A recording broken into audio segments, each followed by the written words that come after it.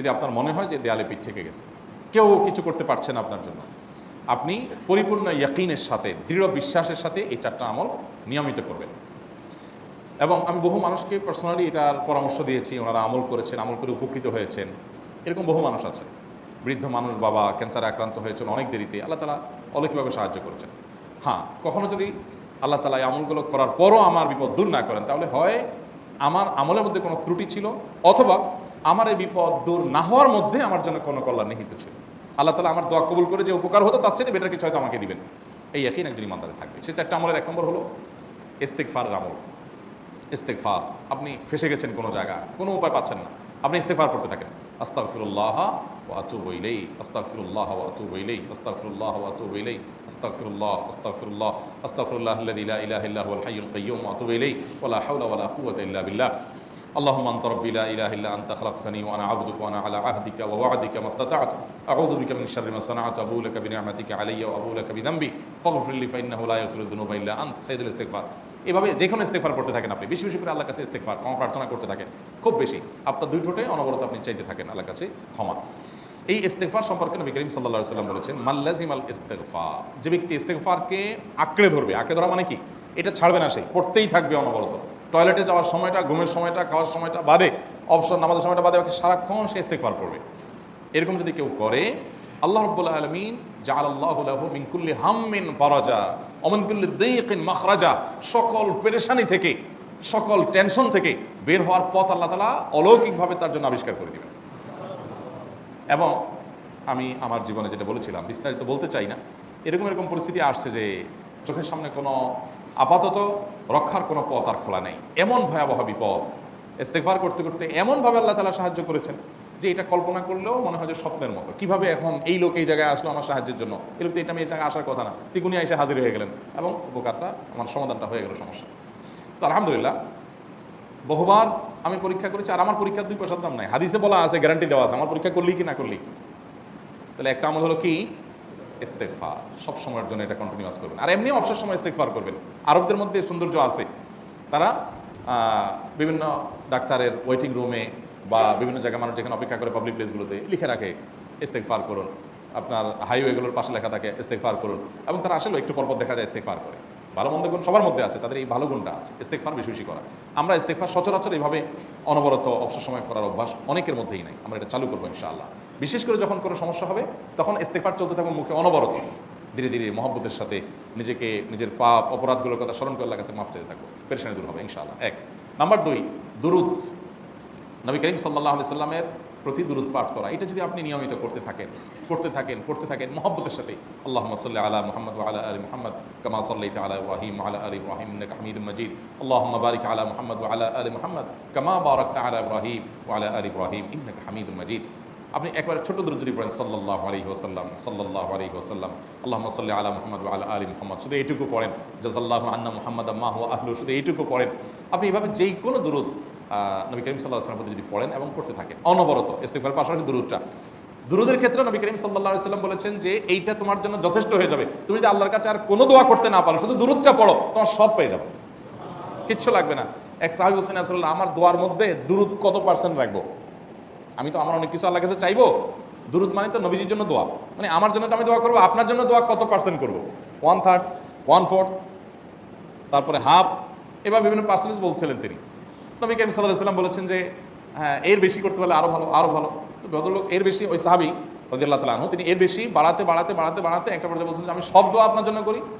নবী করিম সাল্লাল্লাহু আলাইহি ওয়াসাল্লাম বলেছেন তাহলে তোমার আর কোনো দোয়াই করতে হবে না, এর মধ্যে সব দোয়া চলে আসবে। কারণ আপনি যদি বলেন আল্লাহ আপনার নবীর প্রতি আপনি রহমত নাজিল করেন, আপনার নবীর প্রতি আপনি শান্তি নাজিল করেন, আপনি যেটা দোয়া করেন, তো আল্লাহকে আল্লাহর নবীর প্রতি আপনি রহমত নাজিল করতে বললে আল্লাহ তাআলা আপনার প্রতি রহমত নাজিল করবেন কি করবেন না? আপনি কাউকে খুশি করতে চান, কার কাছ থেকে কিছু আদায় করতে চান, তার ছেলেটারে যদি হাদিয়া তোহফা দেন, আদর যত্ন করেন, তো বাই ডিফল্ট অটোমেটিকলি ওই লোকের সিম্পেথি আপনার দিকে আসবে কি আসবে না? চোখ বন্ধ করে আসবে। তো আল্লাহর নবীর জন্য যখন আপনি দোয়া করবেন তখন আল্লাহ তাআলা আপনার প্রতি রহমত নাজিল করবেনই, এটা নবী সাল্লাল্লাহু আলাইহি ওয়াসাল্লামের ওয়াদা। যে কোনো পেরেশানি, তিনি আরও বলেছেন যদি কেউ দুরূদের আমল করে নিয়মিত, আল্লাহ রাব্বুল আলামিন তার সকল পেরেশানির জন্য যথেষ্ট করে দিবেন, এই আমলটাকে সবগুলো দূর করার জন্য যথেষ্ট হয়ে যাবে।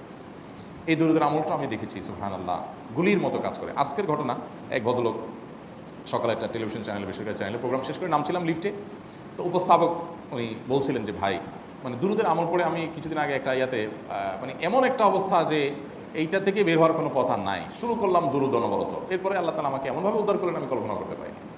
আলহামদুলিল্লাহ এই আমলগুলো করে অনেক ভাইরা আমাকে অভিজ্ঞতা জানাইছেন, আলহামদুলিল্লাহ তাদের অভিজ্ঞতা হলো কি হ্যাঁ ওই যে বললাম কখনো যদি আল্লাহ তাআলা আপনার দোয়া কবুল না করেন তাহলে হয় আমার ত্রুটি আছে, আর না হলে আমার জন্য আল্লাহ তাআলা এর চেয়ে বেটার কিছু রেখেছেন, আমি সেই ইয়াকিন রাখবো ইনশাআল্লাহ বিদিনিল্লাহ। আর এই দোয়াতে সমাধান হবেই হবে, সে বিশ্বাস থাকতে হবে। নবী করিম সাল্লাল্লাহু আলাইহি ওয়াসাল্লাম বলেছেন, হাদিসে কুদসিতে আল্লাহ বলেছেন আনা ইনদাযান্নি আবদি বি, বান্দা আমার প্রতি যেমন ধারণা করে আমি তেমন আচরণ করি।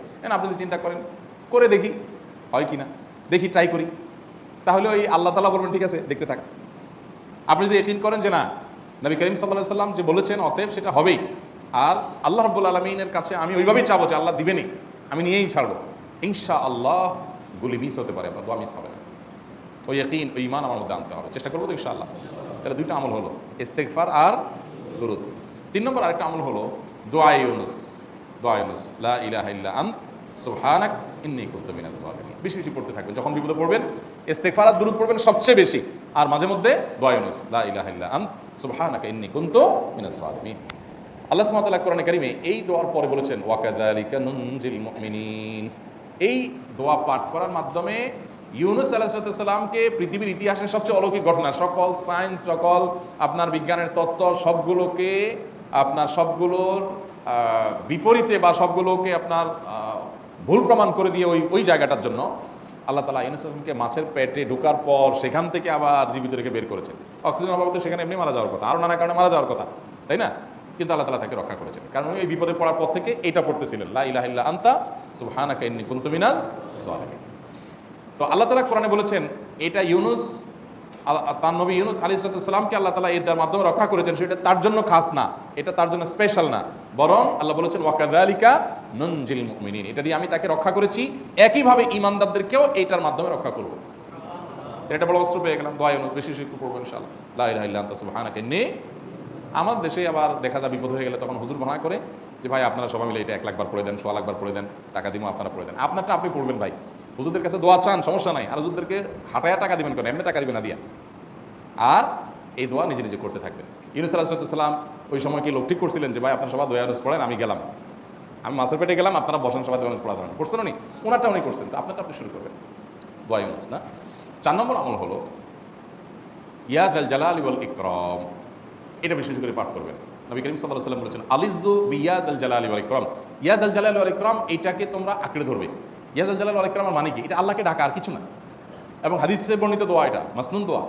ইয়া যাল জালালি ওয়াল ইকরাম মানে হে মহা ক্ষমতার অধিকারী, প্রতাপশালী এবং সম্মানের মালিক, এটা বলার মানে হলো আল্লাহর কাছে নিবেদন করা, যেহেতু আপনার প্রতাপ আছে, আপনার জালাল আছে, আপনার বড়ত্ব আছে, হে বড়ত্বের অধিকারী এবং হে সম্মানের অধিকারী, আপনার যদি আল্লাহ তাআলা এটা আপনার যদি এটা আছে, অতএব হে আল্লাহ আপনি আমাকে এটা দান করুন, আপনার সেখান থেকে আমার প্রতি রহম করুন, আপনার সেখান থেকে আমাকে, আপনার বড়ত্ব থেকে আমাকে আপনি হেফাজত করুন, আপনার একরাম থেকে আমাকে আপনি তাদি আপনি আমাকে রহম করুন। তো সেই দোয়া আল্লাহ তাআলার কাছে নিবেদন করতে পারি, ইয়া যাল জালালি ওয়াল ইকরাম। এর পাশাপাশি তাহাজ্জুদের নামাজ এবং যে কোনো নফল নামাজ, কারণ নবী সাল্লাল্লাহু আলাইহি ওয়াসাল্লাম ইজা হাজাবাহু আমরুন সাল্লা, নবীজি সাল্লাল্লাহু আলাইহি ওয়াসাল্লামের কোনো পেরেশানি শুরু হলে আগে ওযু করে 2 রাকাত নামাজ পড়তেন, ওযু করে 2 রাকাত নামাজ পড়তেন। আমাদের যখন পেটে ব্যথা শুরু হয় আগে কার কথা মনে পড়ে? ডাক্তারের কথা মনে পড়ে। যখন গায়ে জ্বর আসে সবার আগে মনে পড়ে কিসের কথা? নাপা, নাপা, ঠিক না? জ্বর আসছে গায়ে, সবার আগে আমরা কি চিন্তা করি? নাপা। নাপা আপনি চিন্তা করেন, খান, নিষেধ না তো, ওষুধ গ্রহণ করা সুন্নত, নবী সাল্লাল্লাহু আলাইহি ওয়াসাল্লাম নির্দেশ করেছেন ওষুধ সেবন করতে, আপনি করেন, ভালো কথা। কিন্তু ইমানদার সব কিছুর আগে ব্যথা আসছে, তাহলে ব্যথার জন্য একটা ওষুধ দোয়া শিখেছেন, দোয়াটা আগে করবে, পাশাপাশি ওইটা করবে, এলো ইমানদারের কাজ। আমরা আজকাল ইমান থেকে অনেক দূরে সরে গেছি, আল্লাহ আমাদের সেই ইয়াকিন দান করুন। তাহাজ্জুদের সময় দোয়া অনেক বেশি দোয়া কবুল হয়। তাহলে 4টা আমল ইনশাআল্লাহ আপনাকে এই ভয়াবহ বিপদ থেকে উদ্ধার করার জন্য সাহায্য করবে ইনশাআল্লাহ, সেই ইয়াকিন নিয়ে করবেন। সেই সাথে আস-সাদকা তারুদ্দুল বালা, দান সদকা করা, অন্যান্য যে আমলগুলো আছে টুকটাক সেগুলোর সাথে সাথে চালানো। বাকি এই 4টাকে বেসিক্যালি একটু জোরভাবে করতে থাকা।